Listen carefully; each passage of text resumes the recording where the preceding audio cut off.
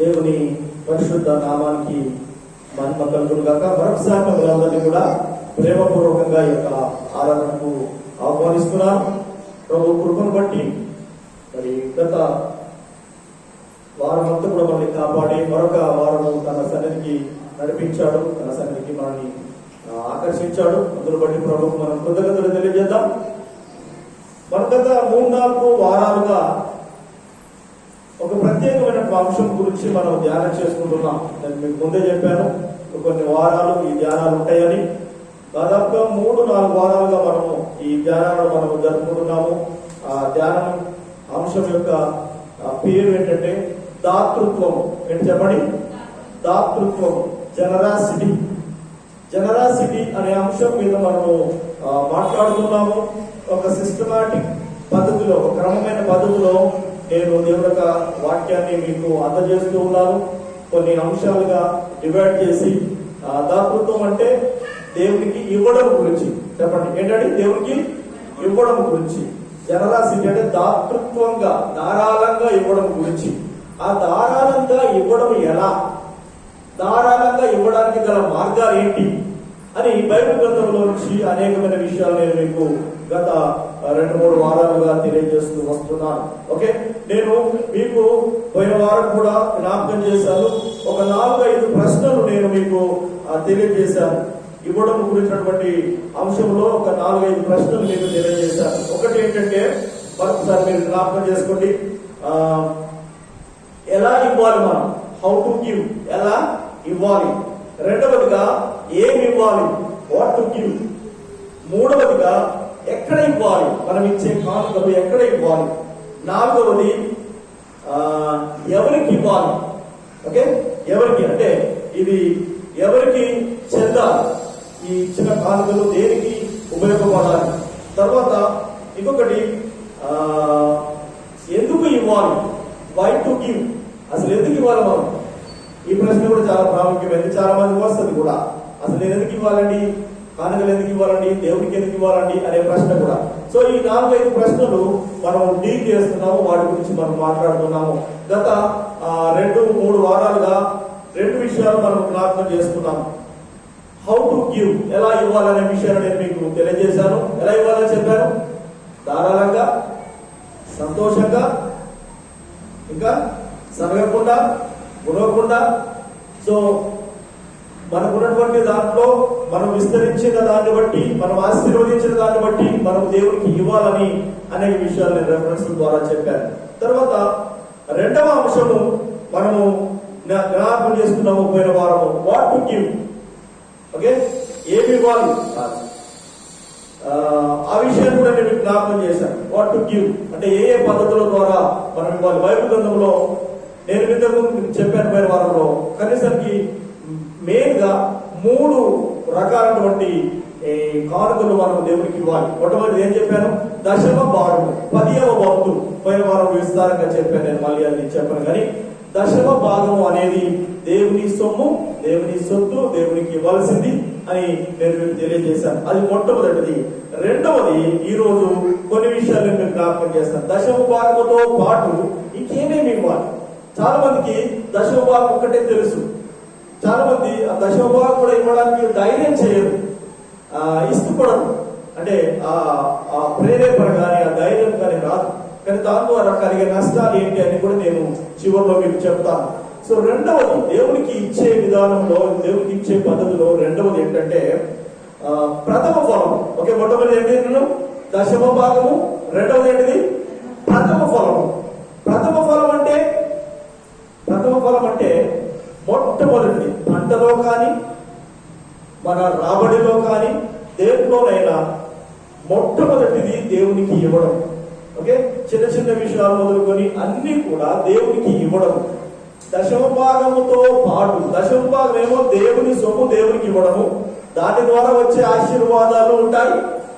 దాన్ని మించి ఇంకా దేవుని దీవెనలు మనకు కావాలంటే, ఇంకా మనము దీవించబడాలని, ఇంకా మనం ఆశీర్వదించబడాలంటే కూడా దేవుడు కొన్ని పద్ధతులు పెట్టాడు. వాటి ద్వారా మనము దేవునికి ఇవ్వడం ద్వారా మనము దీవించబడతాము. మన కుటుంబాలు, మన వ్యాపారాలు, మన ఉద్యోగాలు దీవించబడడానికి ఒక మార్గాన్ని దేవుడు చూపించాడు. ప్రథమ ఫలము చూడండి, సామెతల గ్రంథంలో నేను క్లుప్తంగా మీకు విషయాలు తెలియజేస్తాను. సామెతల గ్రంథంలో 3వ అధ్యాయము 9వ వచనము, సామెతల గ్రంథము 3వ అధ్యాయము 9వ వచనం ఒక మాట చదవండి.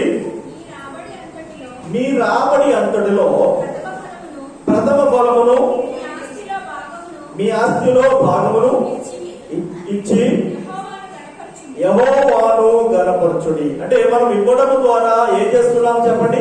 దేవుణ్ణి ఘనపరుస్తున్నాం. మన రాబడి అంతట్లో ప్రథమ ఫలాన్ని ఇచ్చి మనము దేవుణ్ణి ఘనపరచాలి. ఇంకొక మాట కూడా మీరు అదే పాత నిబంధనలో గమనిస్తే నిర్గమకాండము మీ అవగాహన కొరకు 1-2 వచనాలు నేను మీకు జ్ఞాపకం చేస్తాను. నిర్గమకాండము మొట్టమొదటి 34వ అధ్యాయం, నిర్గమకాండం 34వ అధ్యాయము 26వ వచనం, నిర్గమం 34:26లో కూడా ఒక చక్కటి మాట ఉంది. మీ భూమి యొక్క ప్రథమ ఫలములలో మొదటివి నీ దేవుడైన యెహోవా మందిరములోనికి తేవలెను. ఇశ్రాయేలులో చాలా మంది వ్యవసాయం చేసేవారు, పంటలు పండించేవారు కనుక వారిని దృష్టిలో పెట్టుకొని దేవుడు ఏం చెప్పాడంటే, మీ వ్యవసాయంలో మీ భూ పంటలో మొట్టమొదటిది ఏం చేస్తా? దేవుని మందిరానికి తీసుకొని రావాలి. ఉదాహరణకు చెప్తాను, మనం ఏదైనా చెట్టు పెట్టుకున్నాం అనుకోండి, కూరగాయలు మొక్క పెట్టుకున్నాం అనుకోండి, దాంట్లో కాకరకాయలు అనుకోండి, సొరకాయలు అనుకోండి, మొట్టమొదట కాసిన కాయ ఎక్కడికి తీసుకొని రావాలండి? దేవుని మందిరానికి తీసుకొని రావాలి. అర్థమైందా? మన ఉదాహరణ చెప్పారు కనుక ఏ ఫలాలైనా, ఏ కూరగాయలైనా, ఏ పంట అయినా ప్రథమ ఫలములో కొంత భాగాన్ని శ్రేష్టమైంది దేవుని మందిరానికి తీసుకొని రావడం ద్వారా మనము దేవుడిని ఘనపరుస్తున్నాము, దేవునికి మనము ప్రాధాన్యత ఇస్తున్నాం. దేవుడు నా జీవితంలో గొప్పవాడు, అందరికంటే కూడా గొప్పవాడు ఈయనే అని మనము మన క్రియల ద్వారా తెలియపరుస్తున్నాం. కనుక ప్రథమ ఫలము దేవునికి మనం ఇవ్వాలి. పంటలో కానీ, ఫలములో కానీ, ఇంకా మన ఆదాయంలో కానీ, దేంట్లోనైనా ప్రథమ ఫలం ఇవ్వడం ద్వారా దేవుని యొక్క ప్రత్యేకమైన దీవెనలు మన కుటుంబాలకు కలుగుతాయి అనే విషయాన్ని నేను మీకు జ్ఞాపకం చేస్తున్నాను. ఇంకొకటి కూడా చూడండి, ద్వితీయోపదేశకాండంలో కూడా చూడండి, ద్వితీయోపదేశకాండం 26:2 త్వరగా మీకు కొంత అవగాహన కొరకు ఈ మాటలు చెప్తున్నాను. ద్వితీయోపదేశకాండము 26:2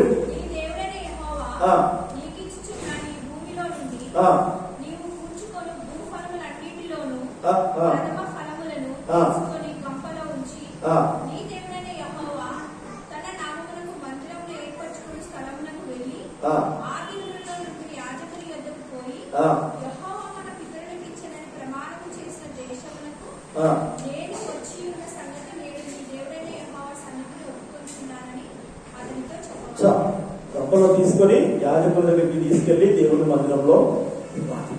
ఇది ప్రథమ ఫలం.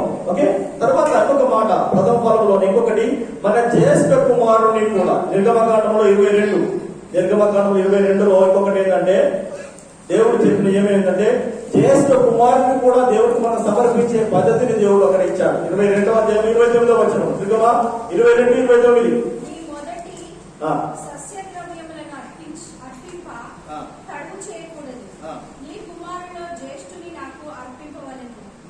నీ కుమారులలో జ్యేష్ఠుని నాకు.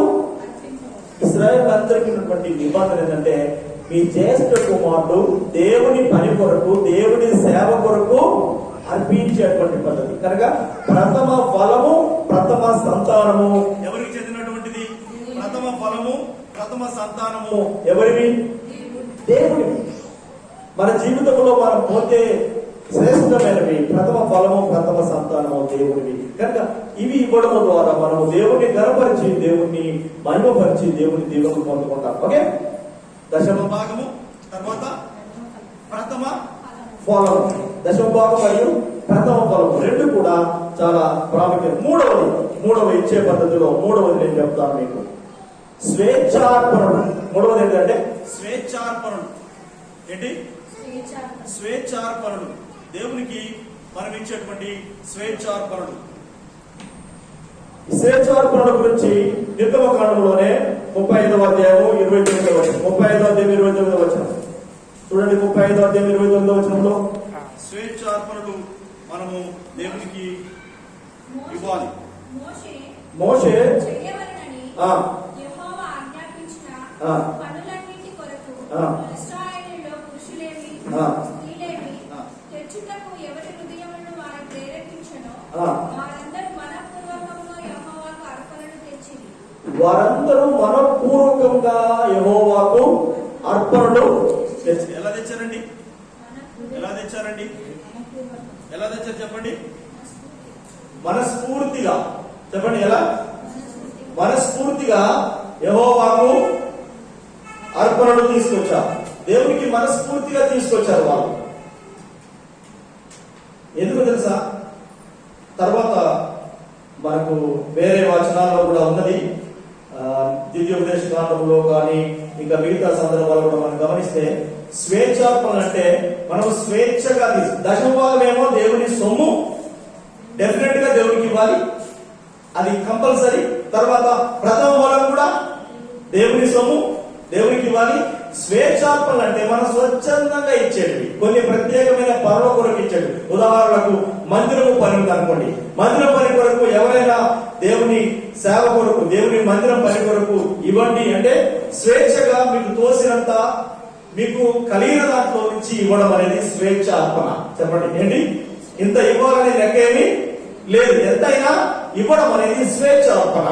చాలా పాత నిబంధన కాలంలో మందిరము పని అప్పుడు దేవుని బిడ్డలు చాలా విస్తారంగా ఇచ్చినటువంటి దాఖలాలు ఇక్కడ మనకు కనిపిస్తున్నాడు. చూడండి, 2వ రాజుల గ్రంథము 12వ అధ్యాయము 9 నుంచి 12 వరకు.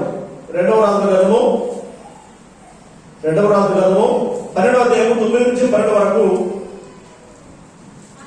యాజకుడైన యెహోయాదా ఒక పెట్టెను తెచ్చి దాని మూతకు గజ్జలు చేసి బలిపీఠము దగ్గరగా యెహోవా మందిరంలో ప్రవేశించు వారి కుడి పార్శ్వమందు దాన్ని ఉంచగా ద్వారము కాయు యాజకులు యెహోవా మందిరంలోనికి వచ్చిన ద్రవ్యమంతయు అందులో వేసిరి.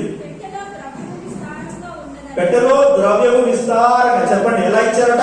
విస్తారంగా ఉన్నది.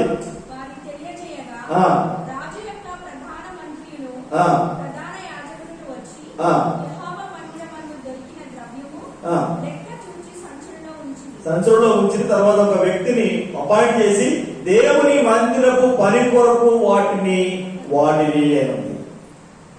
మోసే టైంలోనైతే ప్రత్యక్ష గుడారం కట్టడానికి స్వేచ్ఛార్పణలు అడిగినప్పుడు ప్రజలు తీసుకొని వస్తూనే ఉన్నారట.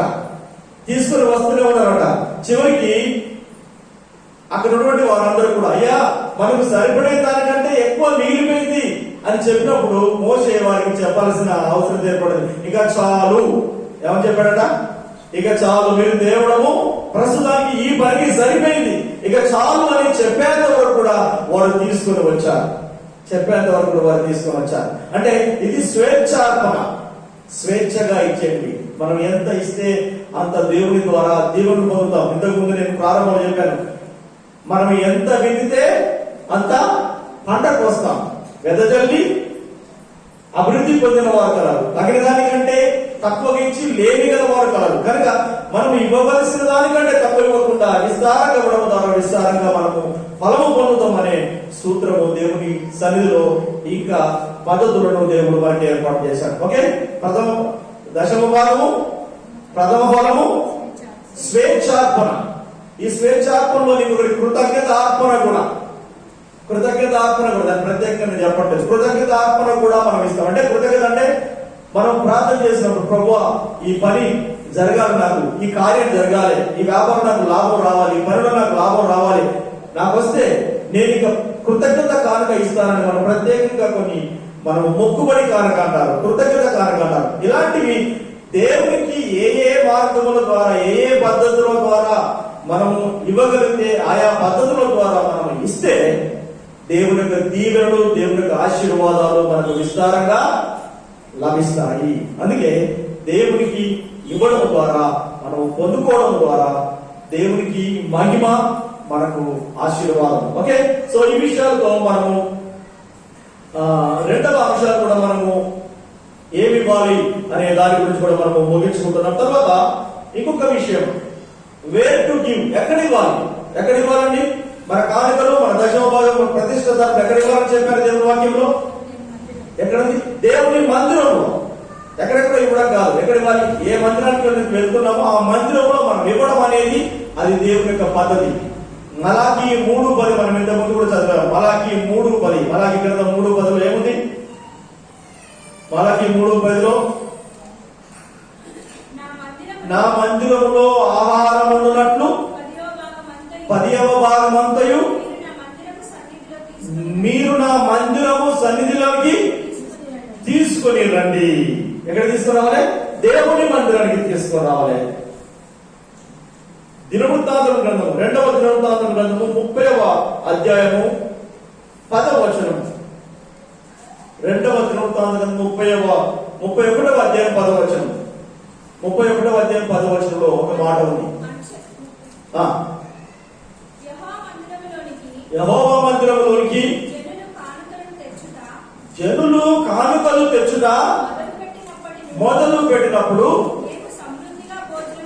మేము సమృద్ధిగా భోజనము చేసినను చాలా మిగులుచున్నది. ఎక్కడెక్కడ తీసుకొస్తున్నాండి?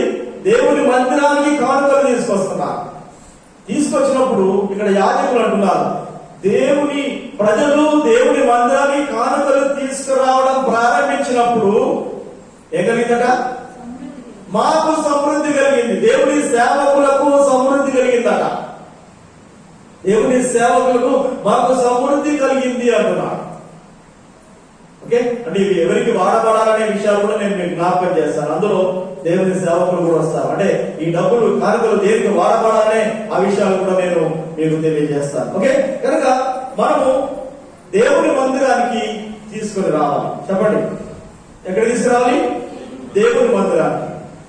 4వది ఎవరివ్వాలి? మరి ఎవరివ్వాలి? చెప్పండి, ఎవరివ్వాలండి? ఎవరివ్వాలి? ఎవరెవరివ్వాలి దేవునికి? దేవుని సేవకు, దేవుని మందిరంలో ఎవరెవరివ్వాలి? ఎవరెవరివ్వాలండి?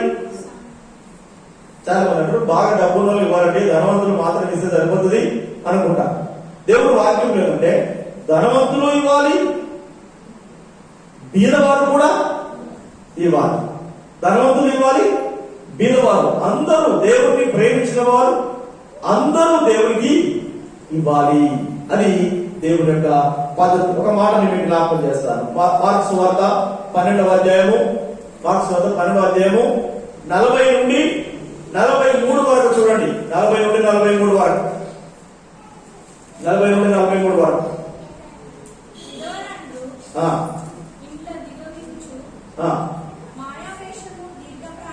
మార్కు సువార్త 12వ అధ్యాయము 40వ వచనము. ఆయన కానుకల పెట్ట వద్ద కూర్చున్నప్పుడు జన సమూహము ఆ కానుకల పెట్టెలో డబ్బులు వేయుట చూచి ధనవంతులైన వారు అనేకులు అందులో విశేషంగా అంటే విస్తారంగా ఎక్కువగా డబ్బులు వేస్తున్నారు.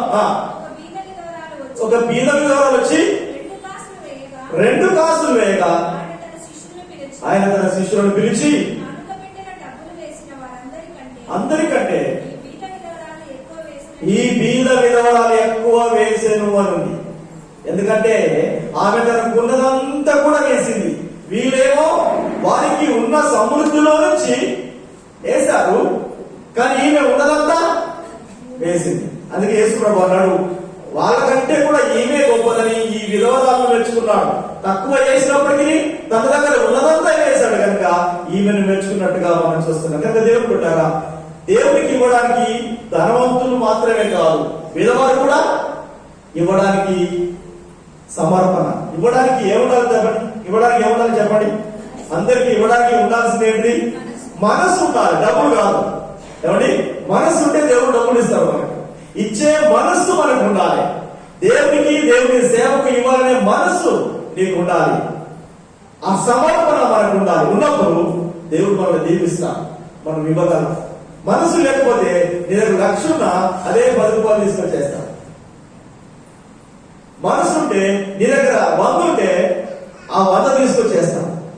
కనుక మనకు మనస్సు ఉండాలి. దేవునికి ఇవ్వాలనే మనస్సు మనం కలిగి ఉన్నప్పుడే దేవుడు మనల్ని దీవిస్తాడు, దేవుడు మనల్ని ఆశీర్వదిస్తాడు. కనుక బీదవారు ధనవంతులు అందరూ కూడా దేవునికి ఇవ్వడానికి అర్హులే. అందరి మీద ఇవ్వాల్సిన బాధ్యత ఉన్నది. కొరింథీయులకు రాసిన 2వ పత్రిక 8వ అధ్యాయము 1-2 వచనాలు. కొరింథీయులకు రాసిన 2వ పత్రిక 8వ అధ్యాయం 1-2 వచనాలు చూడండి. సహోదరులారా, మాసిదోనియా సంఘములకు అనుగ్రహింపబడిన దేవుని కృపను గూర్చి మీకు తెలియజేస్తున్నాను. ఎలాగనగా వారు బహు శ్రమల వలన పరీక్షించబడి అత్యధికంగా సంతోషించిరి, మరియు వారు నిరుపేదలైనను వారి దాతృత్వం బహుగా విస్తరించెను. ఏ పేదలండి వీళ్ళు? మామూలు పేదలు, నిరుపేదలు. ఏ పూటకు చేసుకుని ఆ పూటకు తినేవారు నిరుపేదలైనా వారి దాతృత్వము విస్తరించెను. వారు ధారాళంగా యెరూషలేములో ఉన్నటువంటి సంఘంలో బీదవారి కొరకు ధారాళంగా ఇచ్చారు. కనుక ఇవ్వడానికి ఏముండాలి మనకు చెప్పండి? మనస్సు ఉండాలి. మనస్సు ఉంటే దేవుడు డబ్బులు కూడా ఇస్తాడు. మనకు మనసు లేకపోతే దేవుడు డబ్బులు కూడా మనకు ఇవ్వడు. నువ్వు ఇచ్చే మనసు లేదు కనుక దేవుడు నీకు మార్గాలు తెరవడు. కనుక నిరుపేదలైనను దేవుడికి ధారాళంగా ఇచ్చారు. వారిని పౌలు పొగుడుతున్నాడు. కష్టాలున్నాయి, వారికి అవసరాలు ఉన్నాయి, అయినప్పటికీ దేవుడికి ధారాళంగా ఇచ్చారు. కానీ దేవుడు కూడా మనకు దేవుడికి ఇచ్చే మనస్సును మనం కలిగి ఉంటే దేవుడు మనకు ధారాళంగా ఇస్తాడు. మనకు ధారాళంగా ఇచ్చిన కొద్ది మనము దేవుడికి త్యాగపూరితంగా మనం ఇస్తే దేవుడు మనల్ని ఆశీర్వదిస్తాడు. Okay, right. సో ఇవి దేని కొరకు మనం వాడాలి, దేని కొరకు ఇంతకుముందు కూడా చెప్పాను నేను, దేని కొరకు ఇవ్వాలి అని మనం అనుకున్నప్పుడు ఒక 3-4 కారణాలు మీకు చెప్తాను. మొట్టమొదటిది మందిరపు పని కొరకు. ఏంటండి? దేవుని కానుకలు, వచ్చినటువంటి కానుకలు దేని కొరకు వాడబడాలి? సువార్త పని కొరకు. వినండి, కలిపి చెప్పుకున్నాను. సువార్త పని కొరకు, మందిరపు పని కొరకు. సువార్త అంటే వేరే ప్రాంతంలో దేవుడి గురించి ప్రకటించడానికి, మందిరంలో మందిర అవసరాల కొరకు, సేవా పరిచర్య కొరకు ఈ డబ్బును ఉపయోగించాలి అని దేవుని యొక్క వాక్యంలో ఉంది. ఒకటి 2 వచనాలు మీకు చెప్తాను చూడండి. నిర్గమకాండంలో 36వ అధ్యాయము, నిర్గమకాండం 36వ అధ్యాయము. నేను ఇంతకు ముందే మలాకి గ్రంథంలో చెప్పాను. ఏమనుంది? నా మందిరంలో ఆహారం ఉండునట్టు అని. తర్వాత 2వ రాజు గ్రంథంలో కూడా మనము చదివితే 12వ అధ్యాయం 11-12 వచనాల్లో కూడా ఆ మాటలు ఉన్నవి. చూడండి, మొట్టమొదట నిర్గమకాండము 36వ అధ్యాయము 3-7 వరకు త్వరగా చదవండి. అక్కడ కొన్ని విషయాలు. ఆ పని చేయటకై వారు పరిశుద్ధ స్థలం యొక్క సేవ కొరకు. చెప్పండి, ఏంటండి? పరిశుద్ధ స్థలం యొక్క సేవ కొరకు, దేవుని మందిరములో జరిగే పరిచర్యల కొరకు, అదేవిధంగా మందిరం యొక్క పని కొరకు, అంటే నిర్మాణం కొరకు, ఏదైనా రిపేర్ల కొరకు, దానికి కూడా 2 రకాల పరిచర్యల కొరకు డబ్బులు వాడుతున్నారు. తీసుకుని వచ్చింది. అయినను ఇశ్రాయేలు ఇంకా ప్రతిదినము ఏమర్పణండి? మనపూర్వక, అంటే ఇష్టపూర్వకమైన అర్పణలు అతని యొద్దకు తెచ్చుచుండేది.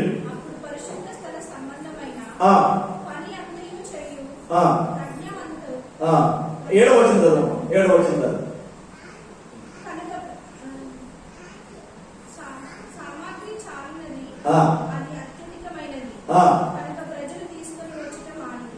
కనుక ప్రజలు తీసుకొని వచ్చడం అంటే మధ్య వచనంలో చూస్తే ఇక చాలు అని చెప్పాడు.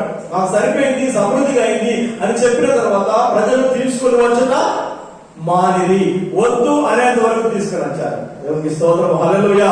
కనుక ఈ డబ్బులను దేవుని యొక్క పని కొరకు, మందిర పరిచర్య కొరకు, సేవ కొరకు వాడబడాలి అనేది దేవుడి యొక్క వాక్య సారాంశం. 2వ రాజు గ్రంథము 12వ అధ్యాయము 11-12 వచనం. త్వరగా ఆ వచనాలు కూడా మనం చదువుకుందాం. ఎందుకంటే మీకు కొంత సమాచారం ఇవ్వాలనే ఉద్దేశంతో దేవునికి ఇస్తే ఆ డబ్బులు ఎలా ఇవ్వాలి, ఎందుకు ఖర్చు పెట్టాలి, దేనికి వాడబడాలి, దానికి సంబంధించినటువంటి సమాచారము వాక్యానుసారంగా మీకు తెలియజేయడానికి నేను ముందుకు వచ్చాను. తరువాత వారు ఆ ఆ ద్రవ్యమును తూచి ఆ యెహోవా మందిరపు కాపురులకు ఆ అనగా పని చేయించు వారికి అప్పగించి పని చేయించు వారికి అప్పగించండి. ఏ పని? మందిరం యొక్క పని చేయించు వారికి అప్పగించండి. మీరు యెహోవా మందిరమందు పని చేసిన ఆ. కంసాలులకును, ఆ. శిల్పకారులకును, ఆ. కాసే పని వారికిని, ఆ. రాతి పని వారికిని, ఆ. యెహోవా మందిరమందు శుభ్రమైన స్థలములను బాగు చేయుటకు యెహోవా మందిరంలో శిథిలమైనటువంటి అంటే ఇందుకు చెప్పారు రిపేర్ ఏదన్నా ఉంటే వాటిని బాగు చేయడానికి రాళ్ళనేమి, ఆ. చెక్కబడిన రాళ్ళనేమి ఆ. కొనుటకును మందిరము బాగు చేయుటలో అయిన ఖర్చు అంతటికిని ఆ ఆ ఆ ద్రవ్యము ఇచ్చుచు వచ్చింది. ఆమేన్, హల్లెలూయా. చెప్పండి, దేని కొరకు? మందిరం యొక్క పరిచర్య కొరకు, మందిరం యొక్క నిర్మాణంకు సంబంధించినటువంటి అవసరాల కొరకు ఈ ద్రవ్యాన్ని మనము వాడుతున్నాము. దాని కొరకు మనము దేవుని మందిరానికి ఈ ద్రవ్యాన్ని, కానుకలను, అర్పణలు తీసుకొని రావలసిన వారమై ఉన్నాము. ఓకే, రెండవది ఈ రెండు విషయాలు చెప్పారు. ఒకటేమో దైవ సువార్త కొరకు, తర్వాత దేవుని పరిచర్య కొరకు, మరియు దేవుని మందిర నిర్మాణం కొరకు రెండు కలిపారు. మూడవది దేవుని సేవకుని కొరకు కూడా మనం ఇవ్వాలి. చెప్పండి, దేని కొరకు? దేవుని సేవకునికి కూడా ఈ డబ్బులను వాడుకునే అవకాశము, అర్హత ఉన్నది. ఆ విషయాన్ని మీకు చెప్పండి. గలతీ పత్రిక 6వ అధ్యాయము 6వ వచనం చదవండి. త్వరగా గలతీ పత్రిక 6వ అధ్యాయం 6వ వచనం ఒకటి చదవండి. మత్తయి సువార్త 10వ అధ్యాయం 10వ వచనం ఇంకొకరు తీసి పెట్టుకోండి. గలతీ 6:6 వాక్యోపదేశము పొందువారు ఉపదేశించువానికి మంచి పదార్థములన్నిటిలో భాగమివ్వవలను. ఏంటండి? ఉపదేశము పొందువారు ఉపదేశము చేసేవారికి మంచి పదార్థములలో భాగము ఇవ్వాలి. ఇప్పుడు ఎవరిక్కడ ఉపదేశం చేసేది ఎవరు? దేవుని సేవకులు. ఉపదేశం పొందేవారు ఎవరు? సంఘ బిడ్డలు. కనుక ఉపదేశం పొందేవారు, ఉపదేశము చేసే వ్యక్తికి, వారికి మంచి భాగం ఇవ్వాలి, మంచి వాటిలో భాగం ఇవ్వాలి అని దేవునికి వాక్యంలో ఉంది. మత్తయి సువార్త 10:10 త్వరగా మత్తయి సువార్త 10:10. ఇంకొకరు మొదటి కొరింథీ పత్రిక 9:9 కూడా తీసి పెట్టుకోండి. పనివాడు తన ఆహారములకు పాత్రుడు కాడా? అంటే దేవుని పని చేసేవాడు ఏం చేయాలి? దేవుని సంఘం కొరకు పనిచేసే వ్యక్తి దేవుని సంఘం ద్వారా ఆహారం పొందాలి, పోషించబడాలి అనేది దేవుని యొక్క వాక్య సారాంశం. ఇంకొక వచనం చూస్తే మొదటి కొరింథీ పత్రిక 9వ అధ్యాయం 9వ వచనం చూస్తే అక్కడ పౌలు అంటున్నాడు, కళ్ళము తొక్కే ఎద్దుకు చిక్కము, ఎద్దు మూతికి చిక్క వేయడం. మీరు చూసారా ఊర్లలో? ఇప్పుడంటే ట్రాక్టర్లు వచ్చినాయి, వడ్లు పోస్తున్నాయి. కానీ ఇంతకుముందు ఊర్లలో వరి పోసిన తర్వాత ఎద్దులతో తొక్కిస్తారు. ఎద్దులతో తొక్కిస్తే ఏం చేస్తారు? ఎద్దులతో తొక్కిస్తే అవన్నీ కూడా అడ్డు ఆగిపోయిన తర్వాత గడ్డి తీసేసి వడ్లు వేరు చేస్తారు. అప్పుడు ఈ ఎద్దులు తిరిగేటప్పుడు తింటూ ఉంటాయి. వడ్లు వరి గొడగలు తింటూ తిరుగుతుంటాయి. ఎవరు కూడా వాటికి చిక్క పెట్టారు. పెడతారా? చిక్క పెట్టారు.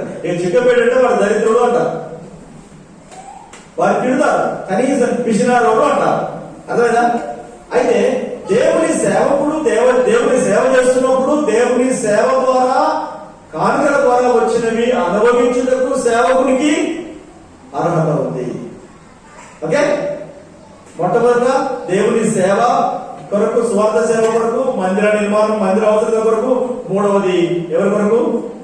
దేవుని సేవకుల కొరకు. ఇంకొక 2 వచనాలు, ఇంకొక వచనం కూడా నేను మీకు జ్ఞాపకం చేస్తాను. ఇంతకు ముందు మనము దినవృత్తాంత గ్రంథం ఇంతకుముందు నేను చెప్పాను, అది మేము చదివాము. నేను ఇప్పుడు మళ్ళీ చదవాల్సిన అవసరం. 2వ దినవృత్తాంత గ్రంథం 31వ అధ్యాయము 10-12 వచనంలో మనం చూసినప్పుడు, జనులు దేవుని మందిరంలోకి కానుకలు తీసుకొచ్చిన తర్వాత ఏం చేశారట? మాకు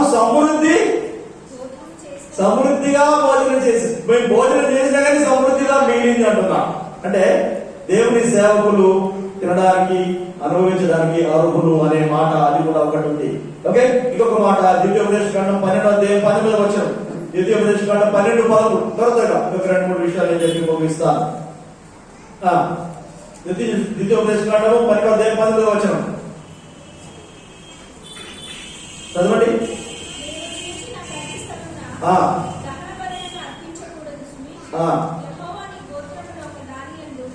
ఏర్పరచుకున్న స్థలములనే దహనబలులను అర్పించి నేను నీకు ఆజ్ఞాపించుచున్న సమస్తము అక్కడనే జరిగిపోవును. 12:12 నీవు నీ దేశంలో ఉన్న నీ దినములన్నిటను లేవీయులను విడవకూడదు సుమి. దేవుడు అంటున్నాడు ఇశ్రాయేలు ప్రజలతో చెప్తున్నాడు, నీవు బ్రతుకు దినములన్నీ కూడా లేవీయులు అంటే దేవుని మందిరంలో పనిచేసేటువంటి ఒక గోత్రము లేవి గోత్రం. వారు వేరే పని చేయరు, దేవుని మందిర పరిచారకులుగా ఉంటారు. కనుక దేవుని ప్రజలకు చెప్తున్నాడు, మీరు బ్రతుకు దినములను కూడా లేవీయులను మీరు ఏం చేయకూడదు, విడవకూడదు, మర్చిపోకూడదు.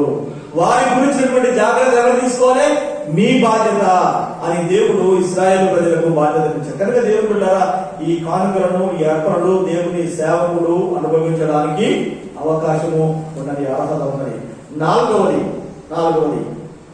నాలుగవది క్రైస్తవులలో ఉన్నటువంటి బీదల కొరకు మనం ఇవ్వాలి. గలతీ పత్రిక విశ్వాస గృహమందు ఉన్నటువంటి పేదలకు మనం ఇవ్వాలి. గలతీ పత్రిక 6:10 గలతీ 6:10 త్వరగా. కాబట్టి మనకు సమయము దొరికిన కొలది అందరి ఎడలను విశేషముగా విశ్వాస గృహమునకు చేరిన వారి ఎడలను మేలు చేయడము అన్న. గలతీ 2:10 గలతీ పత్రిక 2:10 అంటే విశ్వాస గృహం అంటే విశ్వాసులైనటువంటి వారు, సంఘ సభ్యులు, వారికి మనము మేలు చేయాలి, వారికి మనం సహాయం చేయాలి. గలతీ 2:10 మేము బీదలను జ్ఞాపకము చేసుకున్నామని మాత్రమే వారు కోరి అలాగూ చేయుట నేను ఆసక్తి కలిగి ఉన్నాను. పౌలు అంటున్నాడు, మేము యెరూషలేము మహాసభకి వెళ్ళినప్పుడు అక్కడ ఒక తీర్మానం చేశారు, అక్కడ బీదలను జ్ఞాపకం చేసుకోమని చెప్పారు. అయితే వాళ్ళు చేసుకోమని చెప్పారు, మాకు కూడా అలా చేయడం ఇష్టమని పౌలు గలతీ సంఘానికి రాస్తూ చెప్తున్నాడు. ఎందుకంటే విశ్వాస గృహమైనటువంటి వారికి మనం సహాయం చేయాలి. అందుకే మీరు కొరింథీ రాసిన 2వ కొరింథీ పత్రిక 16వ అధ్యాయము 2వ కొరింథీ రాసిన 2వ పత్రిక 16వ అధ్యాయము 1 నుండి 4 వచనాల వరకు చదివితే అక్కడ ఉంది, యెరూషలేములో ఉన్నటువంటి బీదలైన వారి కొరకు పౌలు కానుకలు జమ చేసి మాసిదోనియా సంఘములో, ఫిలిప్పీ సంఘములో, కొరింథీ సంఘములో డబ్బులు జమ చేసి యెరూషలేములో సంఘములోని బీదలకు అతడు ఇచ్చినట్టుగా ఆ వచనాల్లో మనం చూస్తున్నాం. దేవుని బిడ్డలారా, కనుక కేవలం మన కొరకే మాత్రం కాకుండా బీదలైన వారిని మనం జ్ఞాపకం చేసుకోవాలి.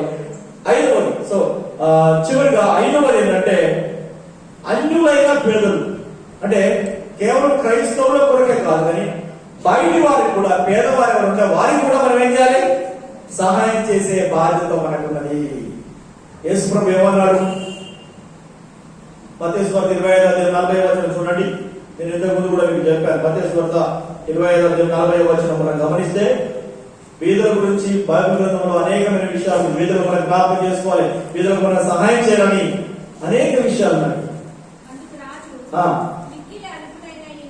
మిక్కిలి అల్పులైన ఈ సహోదరులలో ఒకటికి మీరు చేసింది కనుక మీరు నాకు చేసినట్లే. యేసుప్రభు అన్నాడు అల్పులైన వారికి మీరు చేస్తే ఎవరు చేసినట్ట? యేసుప్రభు చేసినట్టు. యేసుప్రభు అన్నాడు, నేను ఆగలిగినప్పుడు మీరు అన్నం పెట్టారు, నాకు దానం వేసినప్పుడు మీరు దానం ఇచ్చారు. 25 అధ్యాయం మొత్తం చదవండి, మీకు అర్థమవుతుంది. అక్కడ యేసుప్రభు చెప్పినటువంటి మాటలు కన్యకల గురించి తర్వాత 10 మంది కన్యకల తర్వాత నెక్స్ట్ వచ్చేది ఈ ఉపమానం వస్తుంది. నేను ఆకలితో ఉన్నప్పుడు మీరు అన్నం పెట్టారు, నాకు బట్టలు లేనప్పుడు మీరు బట్టలు ఇచ్చారంటే కొంతమంది అంటారు, అయ్యా మేము ఎప్పుడు ఇచ్చామయ్యా, నీకెప్పుడు మేము అన్నం పెట్టాము, నీకెప్పుడు మేము నీళ్ళు ఇచ్చామని అంటుంటే యేసుప్రభు అంటున్నాడు, అల్పులైన ఈ సహోదరులలో ఒకరికి ఇస్తే ఎవరు చేసినట్టు? నాకు చేసినట్టు. అందుకే సెక్యులర్ గా మనకు మానవ సేవే మానవ సేవ అంటే మానవులకు సేవ చేస్తే దేవునికి సేవ చేసినట్టుగా మనం అనుకుంటున్నాం. అందుకే దేవుని వాక్యంలో కూడా ఉంది, కనిపించే సహోదరుని మనం ప్రేమించకపోతే కనిపించే దేవుని మనము ఎలా ప్రేమిస్తాము? మనము దేవుణ్ణి కనిపించే మనుషుల్లో చూడాలి, బీదవారిలో చూడాలి, అవసరం ఉన్న వారిలో చూడాలి అని దేవుని యొక్క వాక్య సారం. కనుక దేవుడు వెళ్ళారా, బీదవారికి మనము సహాయం చేయవలసిన వారు, అంటే దేవుని మందిరంలోనికి వచ్చే కానుకల ద్వారా బీదవారికి మనము సహాయం చేయాల్సిన అవసరత ఉన్నది. సామెతల గ్రంథంలో ఒక మాట చదవండి, 22వ అధ్యాయము 9వ వచనము. సామెతలు 22:9. చాలా విషయాలు ఉన్నాయి దాని గురించి, బీదల గురించి. దయాదృష్టి గలవాడు ఆ తన ఆహారములో కొంత దరిద్రుడికిచ్చును. దరిద్రుడికిచ్చును. అట్టివాడు దీవెన పొందును. అట్టివాడు దీవెన. మన ఆహారంలో కొంత దరిద్రుడికి ఇస్తే మనం ఏం చేయబడకుండా దీవించబడతాం. చూడండి 19:17. అందులో సామెతలు 19:17. బీదలను కనికరించువాడు ఆ యెహోవాకు అప్పించువాడు. చెప్పండి, ఎవరికి ఇస్తున్నాం మనము? బీదలను కనికరిస్తే ఎవరికి అప్పిస్తున్నాము? దేవునికి అప్పిస్తున్నాం. బీదలకు సహాయం చేస్తే ఎవరికి సహాయం చేస్తున్నాం? మనము దేవుడికి అప్పిస్తున్నాము. మన డబ్బు వృధా కాదు. దేవుడికి అప్పిస్తే దేవుడు ఎక్కడతాడా? మనం చిట్టీలు చేస్తున్నాము, రకరకాల బ్యాంకులలో పెడుతున్నాం. అందరూ ఏం చేస్తున్నారు? కొద్ది రోజుల తర్వాత బోర్డు తిప్పేసేస్తున్నారు. దేవుడు బోర్డు తిప్పేస్తాడా? బోర్డు తిప్పాడు. కనుక మనం దేవునికి అప్పించే వారంగా ఉండాలి అంటే బీదలకు సహాయం చేసే వారంగా ఉండాలి. ఆమేన్, హల్లెలూయా. బీదలకు సహాయం చేయాలంటే దేవుని మందిరము నిధిలోనికి మీ కానుకలు అర్పణలు మనం తీసుకుని రావాలి అని దేవుని యొక్క వాక్య సారాంశం. మనం అంటాం, దేవుడు అంటే నాకు చాలా ఇష్టం అండి. ఎంత ఇష్టం అంటే చాలా ఇష్టం అండి అంటాం. దేవుడు అంటే ఇష్టమని, దేవుడు అంటే ప్రేమని మనం మాటలతో చెప్తే సరిపోదు. ఎలా ఉండాలి మరి? క్రియలో చూపించాలి. క్రియలు లేని విశ్వాసము ఏంటి? మృతము, చచ్చిపోయినంత సమానం. నేను దేవుడు అంటే చాలా ఇష్టం అండి, దేవుడి కొరకు నేను ఏదైనా చేస్తానండి అని మన మాట చెప్తే సరిపోదు. దేవుడు అంటే చాలా విశ్వాసం అండి, దేవుడి మాట నాకు నమ్మకం అండి, దేవుడి వాక్యం నేను నమ్ముతానండి అంటే సరిపోదు. ఏం చేయాలి? ఆ వాక్యము నమ్ముతున్నావు, దశమ భాగం కానీ అర్పణలు కానీ కానుకలు కానీ నువ్వు నమ్ముతున్నావు అంటే అది క్రియలో చూపించాలి. యాకోబు పత్రిక ఒకసారి చదవండి. యాకోబు పత్రిక 2వ అధ్యాయము, యాకోబు పత్రిక 2వ అధ్యాయము 15, 16, 17 వచనాల్లో ఈ మాటలు. సహోదరుడైనను ఆ సహోదరి అయినను ఆ దిగంబరులై ఆ ఆనాటికి భోజనం లేక ఉన్నప్పుడు ఆ మీలో ఎవడైనను శరీరమునకు కావలసిన వాటిని ఇయ్యక ఆ సమాధానంగా వెళ్ళుడి. ఆ చలి కాచుకొనుడి. ఆ బుద్ధి పొందుడని చెప్పిన యెడల ఏమి ప్రయోజనం? ఏ ప్రయోజనం? అలాగే విశ్వాసము క్రియలు లేనిదైతే అలాగే విశ్వాసం క్రియలు లేనిదైతే అది ఒంటిగా ఉండి మృతమైనది అతను. ఎవరన్నా ఆకలితో ఉన్నాడంటే ఆకలితో ఉన్న వాళ్ళకి ఏం చేయాలి చెప్పండి? ఒక ముద్ద అన్నం పెట్టాలి. చలి పెట్టి వణికిపోతుంటే ఏం చేయాలి? మనకున్న దాంట్లో ఒక దుప్పటి ఇవ్వాలి. అది ఇవ్వకుండా ఏం చేస్తున్నాడట? ఏమంటపడ మనము సమాధానం అయ్యా, మంచిగుండయ్యా, మంచిగా బతకయ్యా, డేవలాకు ఇక్కడ చలిపెట్టి చచ్చిపోతుంటే మంచిగుండయ్యా, డేవలాకు సమాధానం వస్తుందా? ఆకలితో చచ్చిపోతుంటే అంటే సమాధానంగా ఉన్నట్టు అసమాధానం ఉంటుందా? కడుపులు మండుతుంటే ఆ మాటలు అంటే ఇంకా మండుతుంది, ఉల్లాద కూడా మండుతుంది. ఆ మాటలు అంటే ఒళ్ళు కూడా మండుతుంది. ఇచ్చేది కాకుండా సమాధానం ఉంటుంది. కానీ దేవుడు మన మాట పెడితే సరిపోదు. ఏం చేయాలి మనము? క్రియలు. అదేనా? నువ్వు బిర్యానీ పెట్టుకునే పర్లేదు, నీకున్న దాంట్లో ఒక పూట భోజనం పెట్టి అప్పుడు అయ్యా మంచిగా ఉన్నాయంటే అయ్యా అని చల్లగా ఉన్నారని దండం పెడతారు. అదే మనం ఏం లేకుండా మన దగ్గర లేనప్పుడు ఉండి కూడా మనం ఇవ్వలేదనుకో దేవునికి ఇలా అప్పగించాలి. దేవునికి ఇలా అప్పగించాలి. కానీ దేవుడు ఉంటారా? మనకు దేవునికి ఇవ్వడానికి అనేకమైన మార్గాలు ఉన్నాయి, అవకాశాలు ఉన్నాయి. దేవునికి ఇవ్వడం ద్వారా మనం దీవించబడతాము, ఆశీర్వదించబడతాము అనే విషయాన్ని మరొకసారి నేను జ్ఞాపకం చేస్తున్నాను. కొంతమంది ఇలాగే ఇవ్వలేదు. ఎందుకు ఇవ్వాలి? ఇవ్వకపోతే ఏమవుతుంది? ఎందుకు ఇవ్వాలి? ఇవ్వకపోతే ఏమవుతుంది అంటే మా ఈ గ్రంథంలో మనం చూసాం, దొంగలమైతాం. ఏమైతే మనం దొంగలమైపోతాము. ఏమైంది? నష్టపోతాము. ఎందుకంటే మనం పంటను తినివేసే పురుగును ఆయన గద్దింపడు, మనకు నష్టం కలుగుతుంది.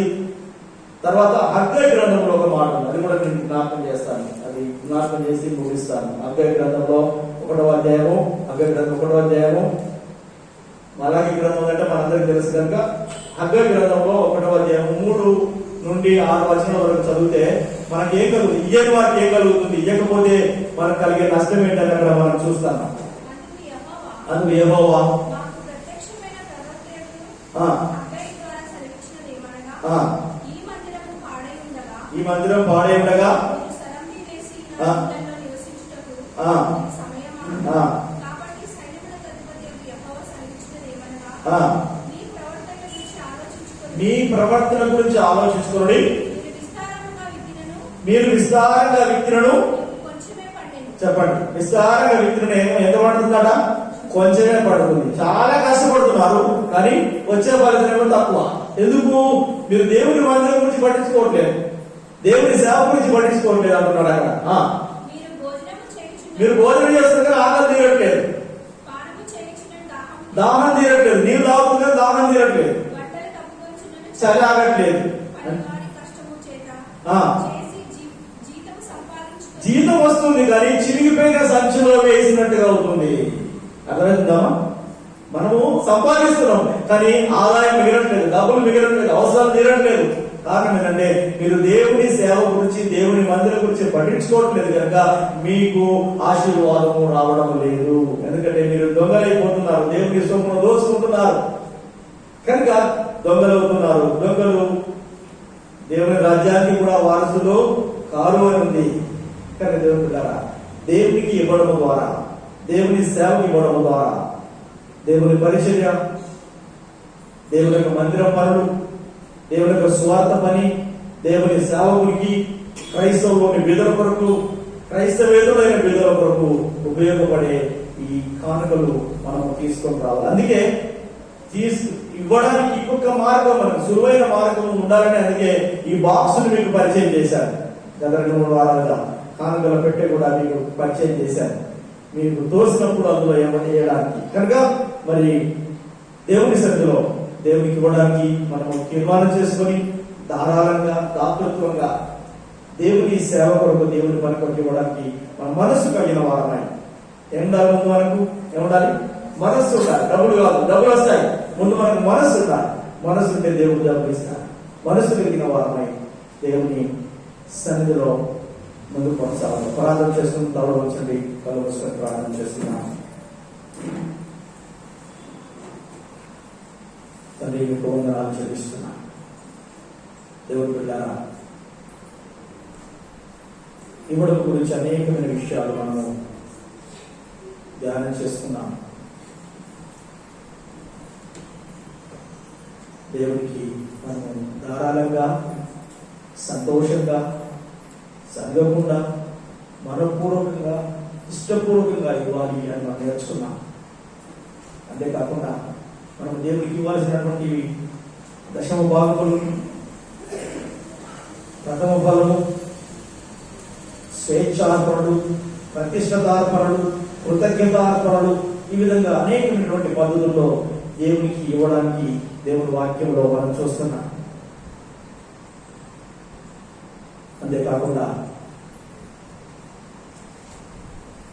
దేవునికి బీదవారు, ధనవంతులు, మనస్సు కలిగిన వారు అందరూ ఇవ్వడానికి అవకాశం ఇవ్వబడుతుంది దేవుని మందిరంలో. ఇవన్నీ కూడా దేవుని మందిరంలోకి మనం తీసుకొని రావాలని దేవుని వాక్యంలో మనం వింటున్నాం. ఈ కానుకలు దేవుని పరిచర్య కొరకు, స్వార్థ పని కొరకు, మందిర నిర్మాణం కొరకు, దైవ సేవకునికి, క్రైస్తవులైన పేదల కొరకు, వీధులైన అన్యుల కొరకు ఇవ్వడానికి కానుకలు బాగుపడతాయి. కనుక మనము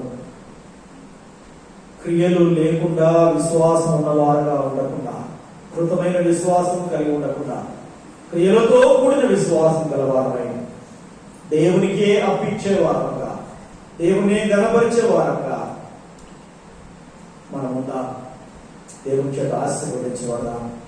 అలా తీర్మానం చేసుకున్నట్లయితే, ప్రభువా నేను నీ వాక్యానికి లోబడి నేను జీవిస్తాను అని తీర్మానం చేసుకుంటే నేను మీ కొరకు ప్రార్థన చేస్తాను. దేవుడు దీవిస్తాను. చాలా మంది దేవుడికి ఇవ్వకుండా తృప్తి లేకుండా జీవిస్తున్నారు. వారి కానుకలు దేవునికి ఇవ్వకుండా వారి సంపాదన వారు అనుభవించట్లేదు. దేవుని ఆశీర్వాదం ఏంటంటే నీ రెక్కల కష్టము నీవు నీ పిల్లలే అనుభవించాలి అని ఉంది. కానీ మనం అనుభవించలేకపోతున్నాం అంటే దేవుని పరిచర్య కొరకు దేవుని మందిరం గురించి మనం పట్టించుకోవట్లేదు. అందుకే మనం నష్టపోతున్నాం. మనకు తెలియని ఖర్చులు మనం పెడుతున్నాం, అనవసరమైన ఖర్చులు పెడుతున్నాం, మనకు అర్థం కావట్లేదు. కనుక దేవుని సేవలో మనం అందరం పాల్గొందాం. ఇచ్చుడు ద్వారా, సహకరించడం ద్వారా మనమందరం కూడా పాల్పంచుకుందాం. దేవుని దీవెనలు మనం పొందుతున్నాం. దేవుడు ఆకాశపు వాకిలను విప్పి పట్టదానంద దీవెనలు మనపైన కుమ్మరించాలని నేను ప్రార్థన చేస్తాను. ప్రేమ కలిగిన మా తండ్రి, కృప కలిగిన మా దేవా, నీకు వందనాలు, స్తోత్రాలు చెల్లిస్తున్నాం. మీరు చూపిన మీ మహాకృప కొరకై వందనాలు.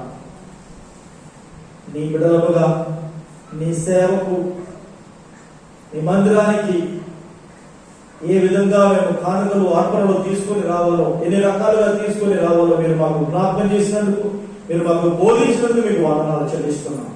మేము సంతోషంగా, ధారాళంగా, ఇష్టపూర్వకంగా, మనపూర్వకంగా నీకు ఇచ్చటకు సహాయం చేయండి.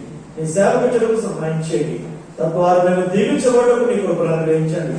మేము కేవలము విశ్వాసము మాత్రమే ప్రకటించకుండా క్రియలతో కూడా విశ్వాసము కలిగి ఉండకు సహాయం చేయండి.